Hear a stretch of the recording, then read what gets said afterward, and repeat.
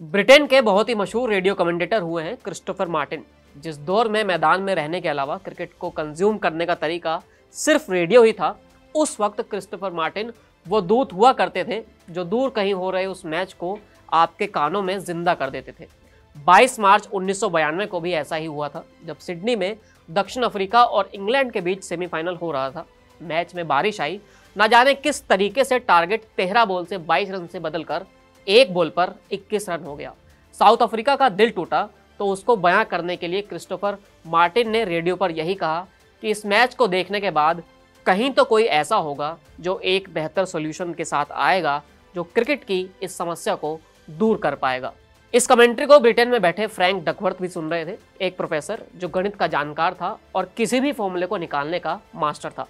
जब Frank Duckworth ने उस बात को सुना तो बस यही कहा कि ये क्रिकेट की समस्या नहीं है, ये सिर्फ गणित की समस्या है। फ्रैंक डकवर्थ ने तब से उस फॉर्मूले पर काम शुरू किया। उन्होंने तब एक पेपर लिखा जिसका title fair play in foul. इसमें क्रिकेट में सुधार के इस फॉर्मूले को सुझाया गया था।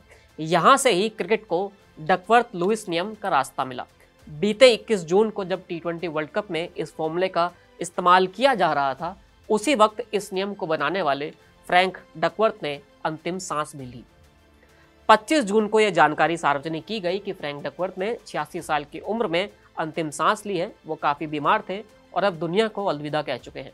आंकड़ों से खेलने वाले इस प्रोफेसर को हमेशा ही क्रिकेट को दिए गए इस नायाब फॉर्मूले के लिए याद किया जाएगा। उन्होंने कई और फॉर्मूले भी लिखे हैं जो विज्ञान और गणित के क्षेत्र में याद किए जाते हैं, लेकिन इनमें सबसे ऊपर DL मेथड ही रहा। डकवर्थ के जिस पेपर का हमने जिक्र किया, जब इंग्लैंड के ही एक और दूसरे स्टैटिशियन टोनी लुईस ने इसे पढ़ा तो वो भी उनका साथ देने के लिए पहुंच गए। 1992 से इन दोनों ने इस नियम पर काम करना शुरू किया। इस फॉर्मूले को तैयार किया गया और फिर 1997 में जाकर पहली बार इस फॉर्मूले को क्रिकेट में इस्तेमाल किया गया। लेकिन ICC को 1999 तक का वक्त लगा जब इसे पूरी तरह से स्वीकारा गया हो। इसके बाद ICC ने बारिश आने या फिर किसी दूसरी वजह से मैच के रुक जाने पर इस नियम को अपनाने की बात की। अब DLS एक ऐसा नियम बना जिसे समझना हर क्रिकेट फैन के लिए मुश्किल ही रहा। हर बार जब इसका इस्तेमाल होता है तो आप और हम जैसे क्रिकेट फैन यही सोच रहे होते हैं कि आखिर ये फॉर्मूला क्या है। डकवर्थ और लुईस की ओर से जो फॉर्मूला सुझाया गया, उसमें बेसिक चीज़ जो बताई गई है वो यही रही कि किसी भी टीम के पास मैच शुरू होने से पहले दो ही रिसोर्स होते हैं। पहला 50 ओवर का खेल और दूसरा हाथ में 10 विकेट।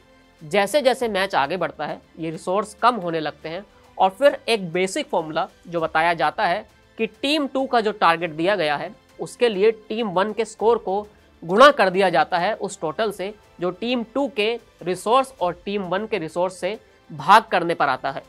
अब आप कहेंगे कि इससे तो क्या ही समझ में आएगा, इसलिए रहने देते हैं, क्योंकि इस नियम को समझने की मुश्किल सिर्फ आपको या हमें नहीं बल्कि उन सभी लोगों को है जो क्रिकेट को जीने की बात करते हैं। डकवर्थ लुईस के इस नियम में समय समय में बदलाव भी हुए हैं। 2014-15 में जब ICC ने स्टीवन स्टर्न को इस नियम का कस्टोडियन बनाया तो ये नियम DL से DLS हो गया।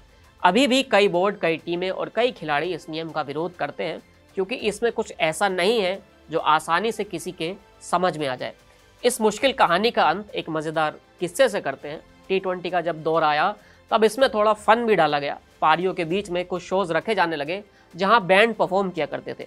डिवाइन कॉमेडी बैंड के राइटर नील हैनन और थॉमस वॉल्श ने एक ऐसा ही मजे लेने वाला गाना बनाया जिसका नाम था मीटिंग मिस्टर मियादाद। इस गाने के लिए बैंड का जो नाम रखा गया वो द डकवर्थ लुईस मेथड था। यूट्यूब पर आप इस गाने को सर्च करेंगे तो सुनने में बड़ा मजा आएगा। इस कहानी में इतना ही, फिर मिलेंगे नई कहानी के साथ। शुक्रिया।